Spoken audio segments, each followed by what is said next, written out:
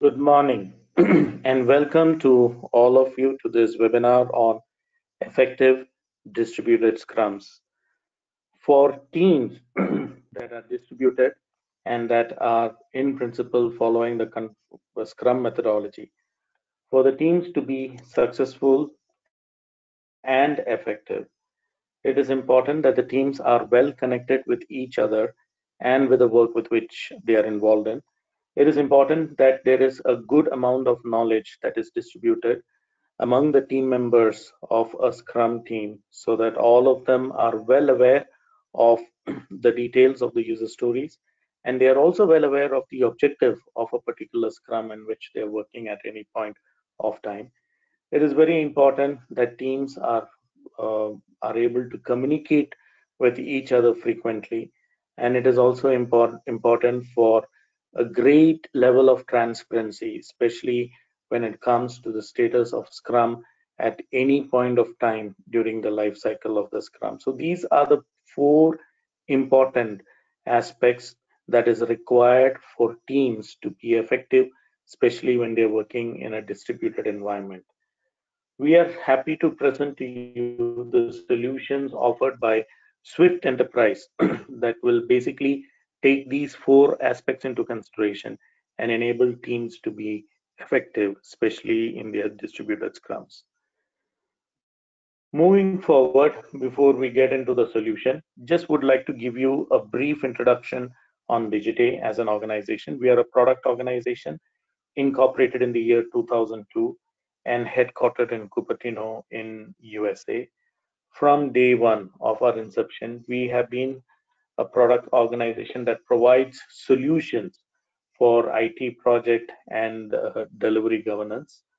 We have a good clientele. In fact, five of the top 10 global IT services organizations use our application and our solutions enterprise wide.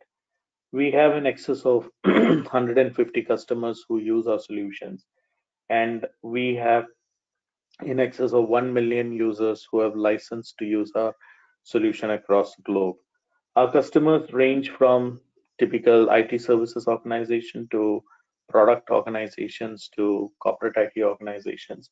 And we have customers across the globe using our solution. As you can see below, we have customers that are based out of US, we have customers based out of India, we have customers based out of Europe and even Brazil who are using our solutions effectively for managing their uh, project and delivery related activities.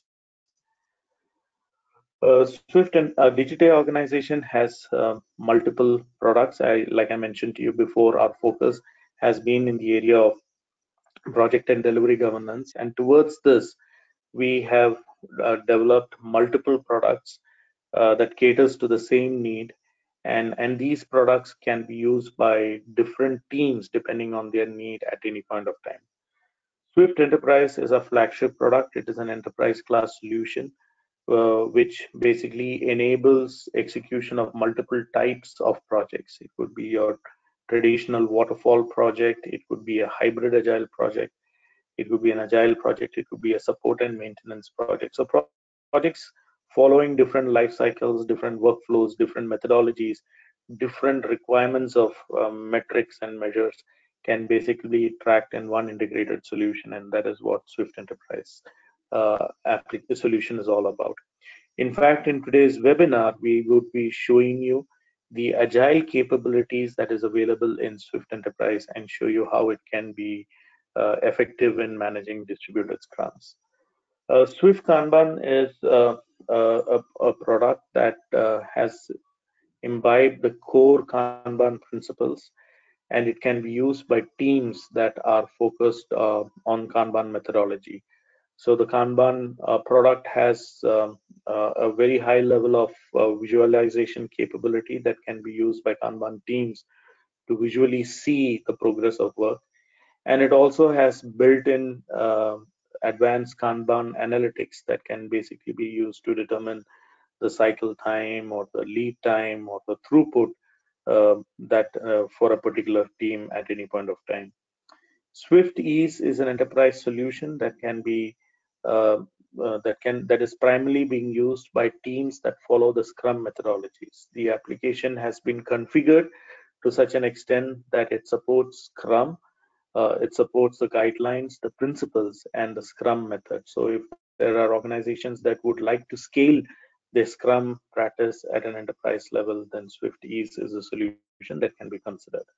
Swift Sync is an integration bus framework that enables multiple tools to be connected to any of our solutions. Swift Sync today comes with close to 50 connectors, and these are the commonly used tools from the stables of Microsoft or an IBM or an Atlassian. If you want to facilitate a bidirectional integration between any of these tools and any of the Swift products, then Swift Sync is a framework that can be used for that. Swiftly is a lean metric analysis tool. You can bring in any workflow data from any systems to the Swiftly platform, and the Swiftly solution will provide you lean analytics that could basically use to identify the performance of a particular process, the bottlenecks of a particular process, and areas which can be considered for improvements to further improve the process.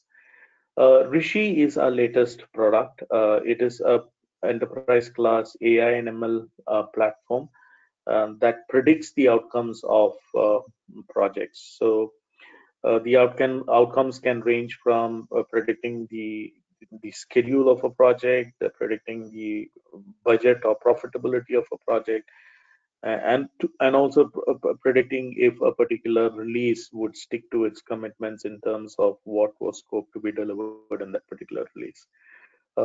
It's an application that has extensive capabilities where you will be able to see the predicted outcomes. You will be able to see what is causing delays, and you will also be able to identify steps that can be used to improve the outcome. Coming back to our webinar today, we are focusing on distributed scrums, and I don't have to get into the basics of Agile and Scrum, as I'm sure all of you are aware of it. But just for a recap, would like to mention that Scrum is all about delivering value consistently and quickly. Successful Scrum teams delivers what it has committed to its customers successfully and at a very faster pace of time. Distributed Scrums has become a reality as it leads to high business agility at an organization level. So most of the organizations today across the globe are focusing on teams that can be distributed and still work on a Scrum to deliver value to their customers. The pattern over the last few months have changed. Teams are no more working together. The team members that constitute a team are isolated. Most of them may be working from home or maybe working from a completely different geographical location. Now, this isolation is basically causing challenge. It is not like teams who are connected. It is not working. It is not like teams who are connected together, but team members are isolated and they're distributed across multiple locations. In this pattern, with the team members who are themselves isolated, how will you be able to ensure effective distributed scrums? And we believe that it is possible, and it is possible if the teams who are distributed and who are isolated from one another are able to connect and be engaged with the work and with one another. It is possible if these teams are able to have frequent and contextual communication, especially on the work that has been that they are working on. It is not that the communication should be once in a week when a status review is being taken. It should be daily and as frequently as possible, so that there is no delay with due to lack of information. It is possible if if there is a effective method wherein which knowledge can be shared to all team members in a Scrum team. Now, what is this knowledge all about? This knowledge is all about the objective of the Scrum, the type of product which the customer wants to develop, the details of the user stories that are that are part of a particular sprint or part of a particular product. Now, all this information is with different stakeholders. They are either with customers or with the scrum masters or with business analysts or with, even in some cases, maybe even with the testing teams. But how can these information be effectively communicated and transmitted to all team members of a particular scrum team who are distributed? That is an important aspect, because if that information is given, then teams will be working towards a common objective, towards a common goal, and that is what would basically get delivered at the end of the day. Now, since the team members are all distributed, they are not connected, they are not in the same office, they are not able to talk to each other, it is very important to have a very high level of transparency on the work that is being done, especially when you look at the overall status of the Scrum. So, how is work flowing? What has been completed? What needs attention? What needs to be picked? Where it is lagging? Having a high level of transparency on these aspects is very important, and that is also a key requirement for ensuring an effective distributed Scrum. So, just to summarize, having the ability to be connected to work and with one another, having the ability to have frequent communication, having the ability to transmit knowledge effectively among team members in your Scrum, and having the ability to have transparency and visibility on a daily basis on what is happening and what has progressed are essentials to ensure um, effective distributed scrums. And these 4 points which I just mentioned should be during the life cycle of a scrum. It should be during the planning stage, during the execution stage, and during the ongoing monitoring stage. If these 4 pillars are in place, we believe that scrum teams, even if they are distributed, and even if they are distributed in the modern pattern where team members are isolated, scrums can be effective and successful. What I would like to present to you in the next 20 minutes or so is the Swift Enterprise solution, and how the Swift Enterprise solution can help you meet these the requirements of these four aspects that I just mentioned to you during the various stages of your Scrum. So with that, let me quickly take you to the Swift Enterprise product. I hope all of you are able to see the login screen. Let me just log into one of the ongoing projects where a Scrum has been defined and work is progressing.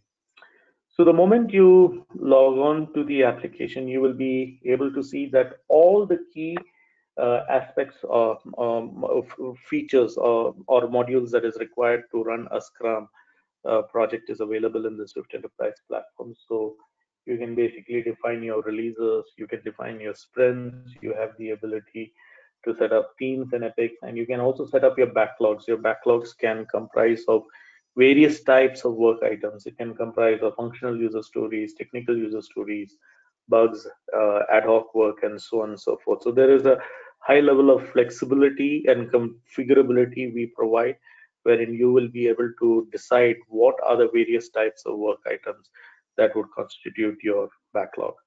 Now, let us assume in this project the backlog has been set up. That means your list of user stories, your list of technical requirements, all that has, and your sprints and your releases and the capacity for each of them has been defined, and things are progressing well.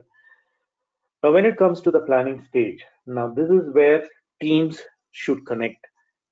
They should come together. They should discuss and plan for what needs to go in a particular Scrum, or what should go in the future Scrum. So when it comes to the planning stage, there are two capabilities which Swift Enterprise provides. One is known as the backlog refinement, and the other one is known as story mapping.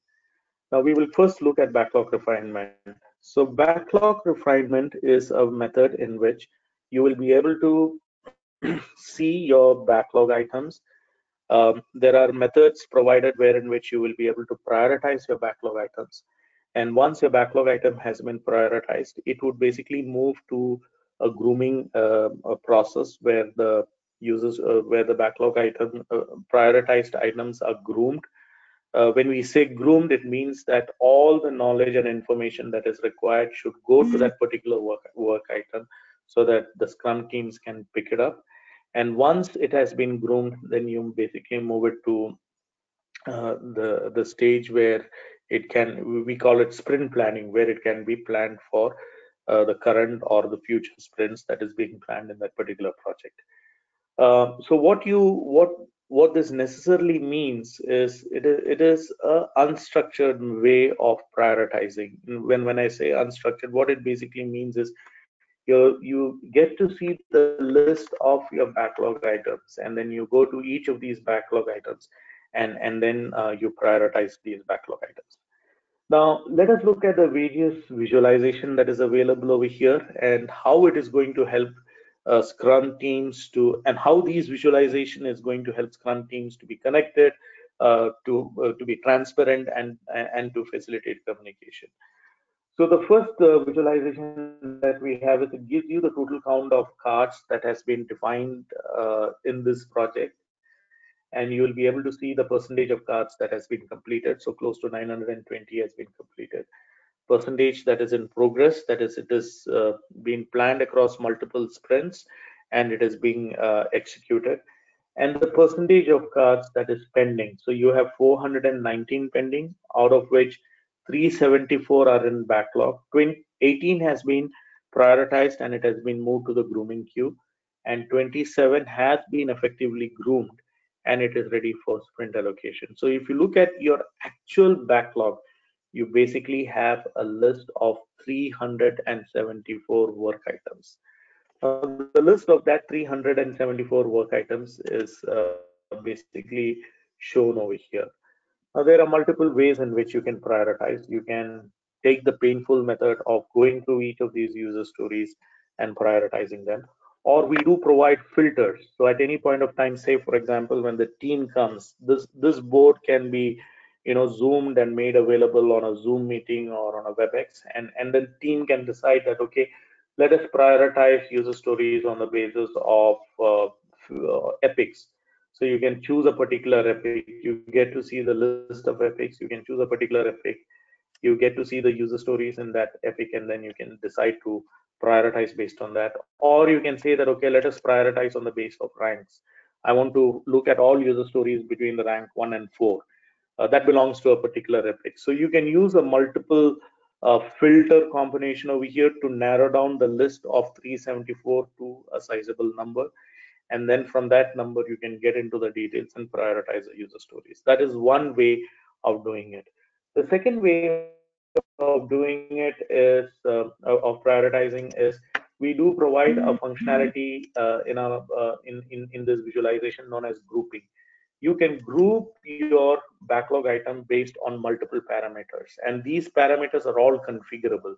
These are attributes that is available, and you can also define custom attributes. So I can group my entire work on the basis of theme and epic, or I can group it on the basis of customer.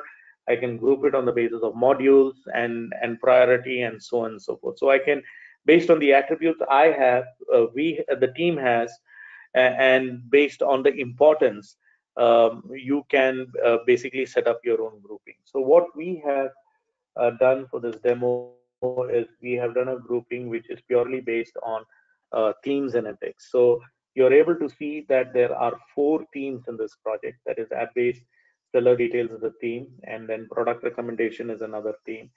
And when you expand a particular theme, you will be able to see the epics that are associated with this. Now here you're able to see a visualization. So the entire team which is connected to the system are now able to see and also get knowledge in terms of what is the percentage completion with regard to the themes that they have set up in the application. So here you're able to see that the amount of work that has been done for product recommendation theme is far higher when you compare it with the app-based seller details theme. So the amount of work that has been done for this particular theme is less. So the team can now decide that, okay, we are good with these three themes. Let us focus on the app-based theme. So you can click on that particular theme. And when you click on that particular theme, you'll see that this particular theme, that is the app-based seller details theme, has 423 cards, of which 81 are completed, 166 is pending, and 145 is in the backlog. So from your 374 in your backlog, by using the method of grouping, you are able to prioritize and you're able to bring down the size of your backlog to 145. Now here you're able to see the listing of all the 145 backlog items. Again, once you have brought it down here, you can apply the filters to trim down the listing, and then you can pinpoint to those user stories which needs to be picked up and which is important for its execution. This whole process can take place when teams from multiple locations are connected. They are able to see the details and they are able to discuss and pinpoint on those user stories that is required for by the customer and that needs to be prioritized. Now, once you have selected your user stories, you can move it to the grooming backlog. So if I just click on this button, you'll see that there are 4 user stories with a total estimate point of 22 story points that is ready to be groomed. You can move it to the groom backlog. When you come to the groom backlog, you will see the users, the work items that has been prioritized for grooming. So these are the list of prioritized story which the team now needs to work on. So they are able to clearly distinguish between the product backlog and the groomed backlog. And you're also able to see the distribution of work items. Like I mentioned to you before, your backlog can comprise of different types of work items. So here you're able to see that 18 of your backlog items are user stories, 8 are bugs, and 5 are enhancements that have come from multiple customers. So you get to see all those over here. You can click on it. Like say, for example, let me click on user story, one of the user stories. You will be able to see the details of user stories. You can provide details. This is where knowledge gets transmitted to the team. So all the details that is required for this user story, which you have gathered from various stakeholders. It could be your customer, it could be your business analyst, it could be the technical team from the customer side. So all the details that is required for this user story can basically be documented to whatever level of detail you would want in the user story form. So you can even put in your attachments, your comments, the conversations. If you want at this stage, you can even break this user story to smaller to-dos, which would basically say what are the tasks that are required for this particular user story. So you can take it to the extent that is comfortable for the team. But what is important is in this stage, the details that are required for the requirement is provided, and the details can be viewed by all team members online who are working on this particular project. Now, once the user story, the backlog items has been detailed, and you say that okay, it is groomed. Groomed means it is ready to be picked up by the sprint teams. Then you can go and choose the user stories which are ready, and say that okay, I'm going to move it to sprint planning, and so you have selected 4 user stories. You can basically move it to the sprint planning queue. Let's quickly come to the sprint planning queue. The visualization in the sprint planning queue, you are able to see that it has got it is divided, split into 2 parts. The one on top would give you the name of a sprint and the work items that has been scoped for that particular sprint. So let us just focus on sprint 22. So you will be able to see that sprint 22, these are the work items that has been scoped for the sprint 22, and the remaining capacity that is available is 7 story points. What you see below are the backlog items which has been groomed and is ready for sprint allocation. So at this stage, what the team can do is they can look at the various stories, they can look at the available capacity, they can look at the estimates of each of the story and then take a decision what needs to be prioritized. So like say, for example, search by name is an important feature that can be delivered in the sprint. And if you choose to go with this user story, all you need to do is just do a simple drag and drop. And the moment you do the drag and drop, you're able to see that that forms a part of the sprint scope, and the remaining capacity that is available is 2 story points. So, so backlog, so that is the overall capability of backlog refinement. So what, just to summarize, you're able to see the list of your backlog items. You're able to filter your backlog items. You're able to look at your backlog items on the basis of grouping, and then you can pinpoint those user stories that are important to be groomed. Take the user stories to the grooming backlog queue, where again, based on importance, you can pick up the user stories and provide all the details that are required for that particular work item. And once the details has been provided, you can move it to the sprint allocation, where you can look at the current and the future sprints that has been defined. You can look at the capacity that is available within each sprint, and then prioritize user stories, and through a simple drag and drop mechanism, drop them to the appropriate sprint. This whole process is happening online. And in this whole process, all the team members can be involved. They can be brought together. They can discuss. They can look at the board and put forth their comments and their suggestions, and that can be factored in finalizing the scope for a particular sprint. So, like I mentioned to you before, the ability of being connected, the ability of being communicative, the ability of transmitting knowledge, and the ability of being transparent are some of which we are providing. Now, coming back to planning, let us look at, I did mention to you that there are 2 ways in which planning is supported. One is a slightly unstructured way, which is known as a backlog refinement method, which I have just shown you now, which is known as the story mapping method. So let me just take you to the story mapping method. Now, in story mapping method, you can create story maps for the entire project.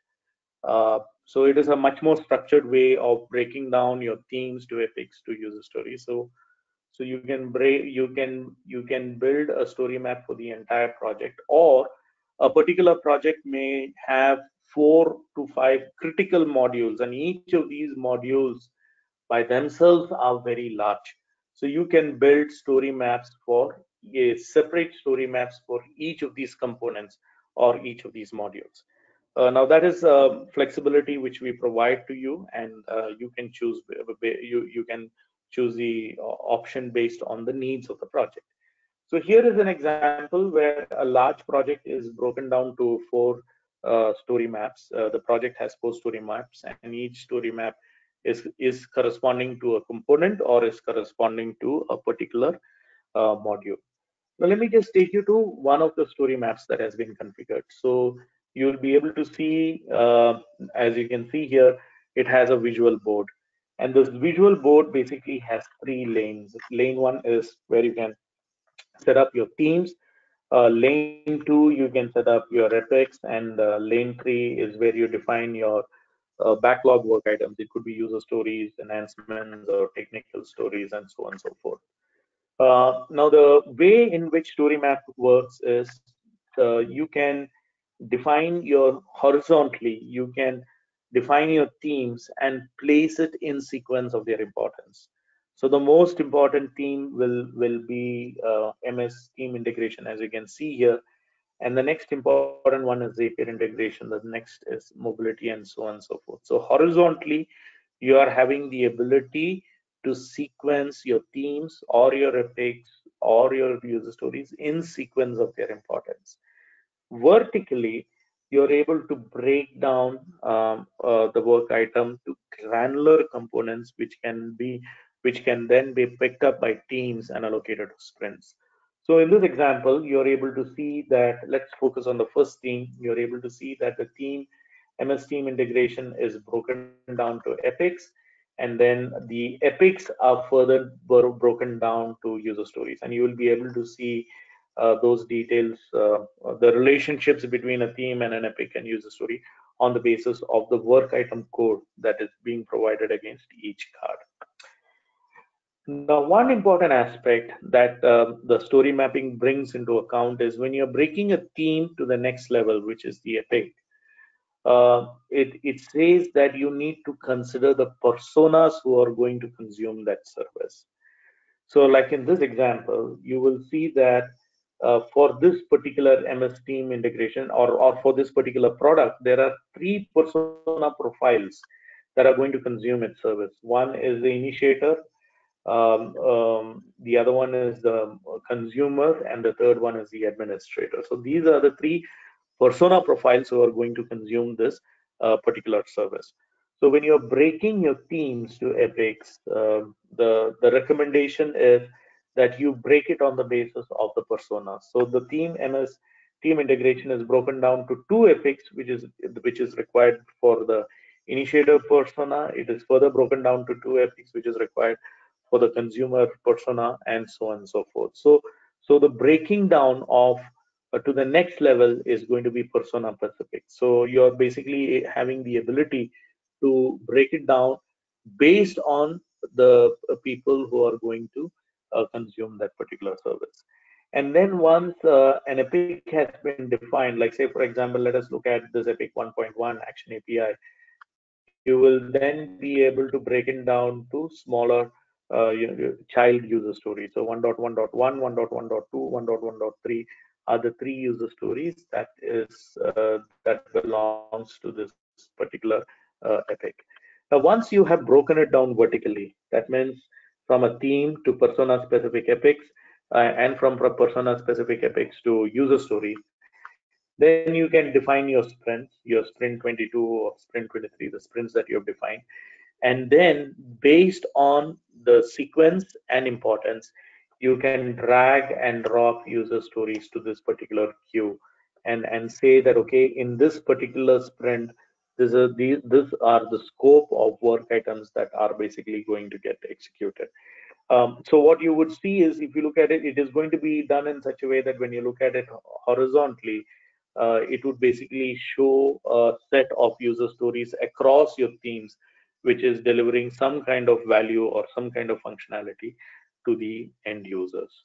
So this is a structured way of creating creating a plan. And again, this is visual. The team members can get connected, the team members can discuss, the details can be captured and basically provided using this story map method. So what we have looked till now is the planning aspects. How, when it comes to sprint planning, there are mechanisms provided in the product. There are two different approaches, but even in those two approaches, there are mechanisms provided where distributed teams can come together, can communicate with each other, can be connected with each other, can get the required knowledge. What is the detail of a user story, how it has been broken down, how it is going to be used by a specific persona. They're able to get that knowledge, and they're able to see the transparency. What is the overall backlog, what has been delivered in sprint 22, what needs to be delivered in sprint 23, and so on and so forth. So that entire aspect is available, and this would make it very useful and effective for distributed sprint teams. Now, going forward, I'm crossing my time, so I'm going to move a little bit faster. Let us come to the execution part. The execution is being driven through a visual Kanban board. So you can have a project which has multiple sprints that are running parallelly, and each of the sprint is being executed by different teams. You could be working in such an ecosystem, that doesn't matter. But for you to have visibility and for you to have transparency on the overall progress, the Swift Enterprise platform provides a visual Kanban board, and this is the main mechanism for execution of sprints. I wouldn't go through all the details that are and the features and the capabilities that are available on the Kanban board, but keeping in view of how it is going to help distributed teams, I would just like to focus on few, and then we will move on to the next, the monitoring part. Now, the first point that I wanted to highlight is the Kanban board that we provide in Swift Enterprise is highly configurable. It can be configured at a team level, it can be configured at a project level. you will be able to set up your own value stream, the process that is being followed by the team, the Scrum team, the process that needs to be followed by the Scrum team can can be very easily set up on this visual Kanban board. We have seen that most of the agile teams would just have a three-stage process that is ready, in progress, and done.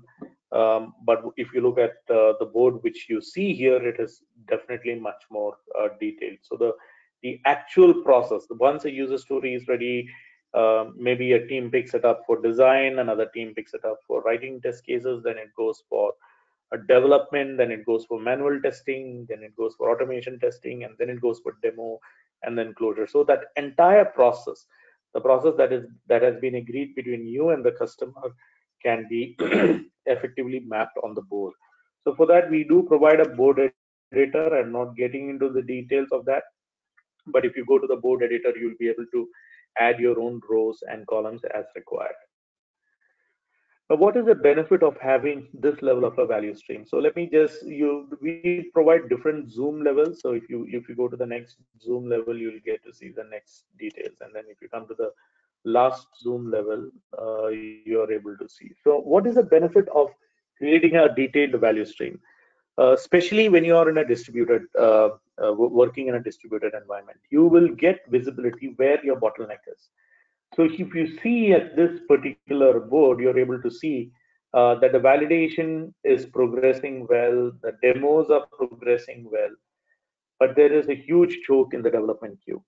And because of this huge choke in the development queue, the rate at which cards are pulled up is also slower. So that means you have a lot of cards that has been groomed and allocated to sprint, but it is being picked up at a slow pace, which means that it is very likely that this particular team is not going to meet the commitments which they have made with the customer. So the visualization on where are my blocked cards, where is my choke, what kind of cards are being picked up, all that you will be able to see very clearly and very effectively if you're having a robust value stream that has been set up for your sprint team. So that is the first aspect that I wanted to highlight over here.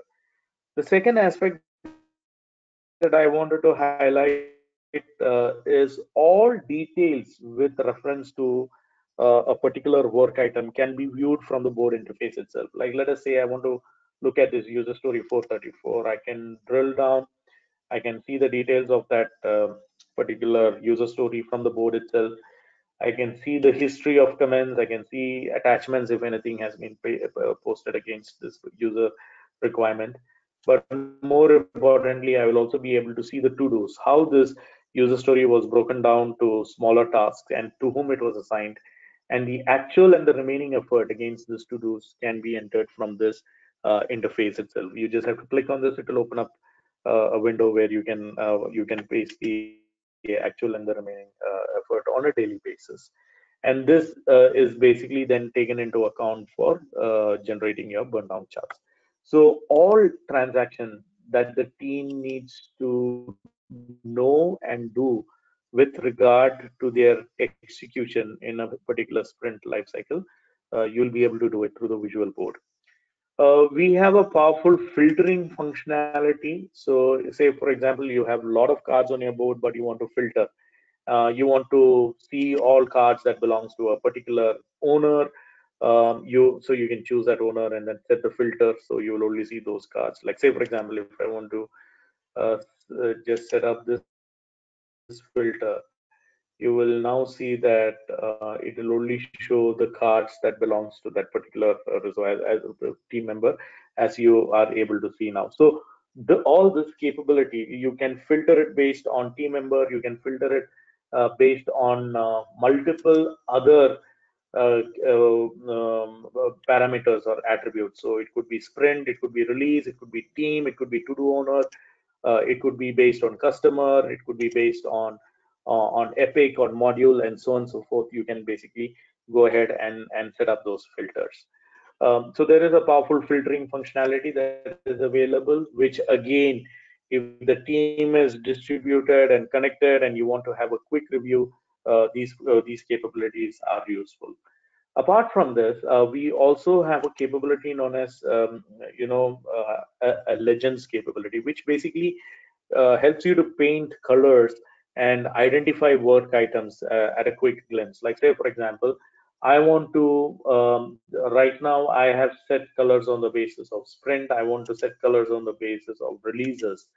So I can, the entire view of this board would change and the color would be pasted based on releases. So you'll know that all of these orange cards, these pink cards are pertaining to a particular release, and you'll also be able to see the cards in that release that has been blocked.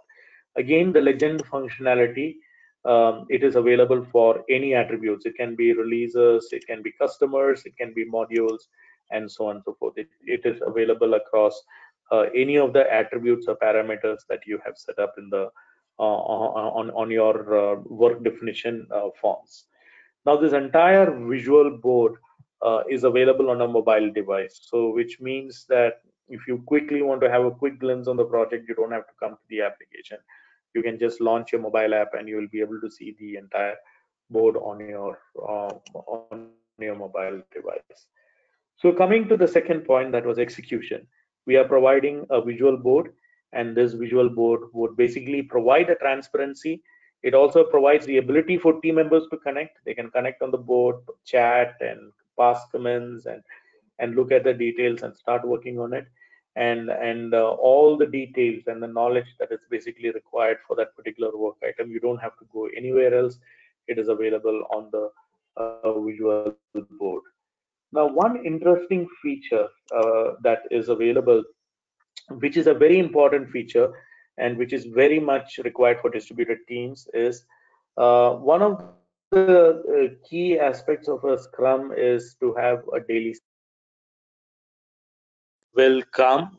Stand-up meeting is where everyone will come together and basically they will start discussing the progress of work and identifying some action items and what needs to be planned and executed for that particular day, and so on and so forth. Now, if the teams were co-located, the stand-up meeting would happen in a meeting conference room where people can see each other, they can get connected, they can discuss, and then move on. But in a distributed environment where the teams are not in the same office location, there is a functionality we have provided which is known as the stand-up wizard. So let me just invoke the stand-up wizard. So when I invoke the stand-up wizard, like I mentioned to you earlier, a project can have multiple Scrum teams. So I can say that, okay, let me do stand-up meeting for the Magic Squads team. So I just choose the team and I click on the start button, and then I'll get to see all the team members who are part of that Scrum team. And when I choose a particular resource, like here I've selected Akash, we are able to see all the cards that has been assigned to Akash for this particular sprint, and you're able to see the progress. You're able to see one card is under automation, one card demo has been completed, two cards coding is going on, one card is still in the backlog. And then you'll also be able to see a shading across a shadow across the card at the edges of the card. This would basically indicate the cards which that particular resource has worked on the previous day. Now, what this would do is just click on a person, you see the cards he has committed to take, and he or she can give their updates. So I move on to the next person. You're able to see his cards, and he or she can provide the update. And likewise, I can move on to the third person. The board will automatically set a filter which is based on that particular user profile, and the cards that has been assigned to that user will be shown. There is a timer provided over here. It is just an indicator just to make sure that teams do not spend a lot of time in providing updates in the Scrum. These stand-up meetings are short, brief, and effective. So once all the team members have provided their update, then what the Scrum Master can do is he can click on this particular window. He's now got all the team members connected. All of them are connected and together. And they can look at the overall progress of that particular sprint. That is the 6.1010 sprint. you'll be able to see that a set of cards has been completed. Some of them are under the automation stage, and there are still some cards that needs to be picked up. So the team can discuss progress, and they can also make a commitment together. So they are being connected, they are communicating, and they are knowing the status of the sprint, and they can take the right decisions in terms of what needs to be reassigned, what needs to be focused on that particular day. And once this the sprint overall sprint meeting has been completed, then you can generate, you can end this the stand-up meeting by looking at the burn down chart. Now the burn down chart, interestingly, over here gives you an indication that if the team is progressing at the current pace, then there is a potential spillover of 15 hours of work. So you have a potential spillover. So the burn down charts, when you look at it on a daily basis, it gives you an indication whether you're on track, whether you're not on track, and whether there is going to be a potential spillover. And this insight can further enable the teams to communicate and discuss and see what needs to be done to ensure that this burn down is brought down to track and this spillover doesn't happen. So again, all of this is happening through the visual paradigms which is being provided in the Swift Enterprise platform. It could be your execution board, it could be your stand-up wizard. You're able to connect to your people, to your work. You're able to communicate the progress. You're able to have visibility whether things are going well or not going well and what needs to be done. And you're also all the knowledge and information that is required for you to pick up a work and complete that work is available within the Swift Enterprise system. Finally, the last part that I would like to very quickly focus on is the monitoring part. Now, the Swift Enterprise application provides a lot of dashboards out of the box, and these dashboards and reports can be used for periodically monitoring the progress and the performance of your teams. And based on this, you'll also be able to bring in the required improvement suggestions. Like, say for example, these are the various widgets that are available. Let me just quickly take you to the sprint widget. You're able to see the work item distribution in a sprint. You're able to see your sprint burn down chart. You can view it in a graphical way. You can view it in a table format way. So these are all. You can also say, for example, if you want to focus on this chart, there are capabilities where you can expand its size and so on and so forth. Just wanted to highlight some interesting capabilities. So if you look at this particular burn down chart, you're able to see that there has been a spike in work items during this period between the 12th and 13th. There has been a spike in work items. So if I basically drill down on the chart, it will basically show me the new work items that were added in the sprint. So these could be some emergency items that has got added into the sprint because of some customer commitments, but how the scope has changed and what was added, what was removed, you will be able to effectively view it at any point of time. Now, say for example, here it shows you that on this day, 198 hours has been actually logged against in the sprint. So you will be able, if you drill down, you will be able to see all the user stories, and then you'll be able to see the effort that has been logged against those user stories. So this kind of capability is available. Again, it enables the team to have transparency and communicate on the progress on the sprint. The cards can be blocked due to various reasons, and what is the biggest contributor of cards getting blocked? So you're able to get an insight on that. You're able to see your average sprint velocity over the past 10 sprints or 15 sprints. So there is a configuration where you can choose those sprints, and you're able to see on an average this team is delivering 14 story points. The last 3 sprints they delivered 14.6 story points. The best 3 sprints they delivered 15 story points, and the worst 3 sprints they have delivered an average of 12 story points. So this team is a team that has an ability of delivering anywhere between 12 to 15 story points, and that is what been observed in the last few sprints. So likewise, you can have visualization that are specific to releases. I'll be able to see my release burn-up charts. I'll be able to see work item distribution in a release. This is an interesting widget where you're able to see value versus non-value added work that you have delivered in the last 10 sprints releases. So you're basically seeing that the quantum of non-value added work that has been delivered is increasing. And then you also have a release velocity trend. So you're able to see that over the last 10 releases, the trend has not been increasing. It has still been same. So the team is maintaining the same productivity levels. And on similar lines, you will also be able to view dashboards that are related to defects and test cases. Is your test case distribution as per the norms? What has been your defect inflow once it has been delivered and reported by the customer and it has come back to the system? So you see that the trend is decreasing. So from a testing perspective, you're having the right combination of test cases and the team is doing a good job. So all these visualization is available for the teams, which they can look upon and identify areas where they need to improve and start focusing on its improvement. So I have almost come to the end of the presentation, but just would like to highlight, go back to the point that I have mentioned in the slide. For a Scrum team to be effective, to ensure effective distributed Scrums, the team should be well connected. The team should have the ability to have frequent communication.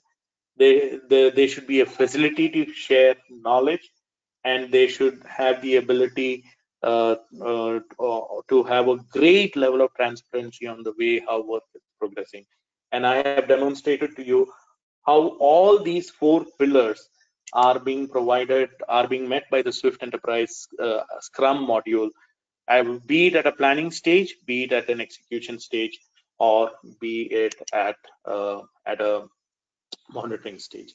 With that, I have come to the end of this presentation. Please send us your questions and we would quickly respond to it. Thank you.